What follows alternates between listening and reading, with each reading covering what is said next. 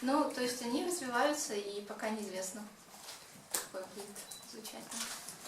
Да. Nice. Well, may I take? You seem to have a long trip through Russian seas in this tour, and there must be some difficulties there should be some circumstances. For example, Russian kitchen, which is a bit different than Finnish one, I think. What can you say about it? We love it. Something special, something. We love the food.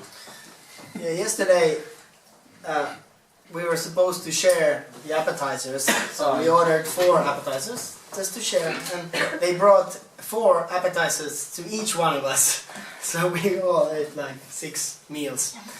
25 different blinis. But I have to say, for different experiences on this tour, for example, the bus driver said that we can't drive at night because it's too dangerous. It's like, okay, we believe you. You seem to be impressed with Russian roads. Yeah, I think it's about the roads.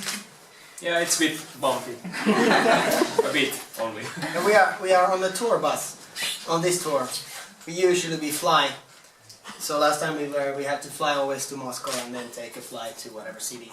But this time it's nice because we have a tour bus for 2 weeks and we drive overnight every And have you single noticed city. some more flags of Russia, except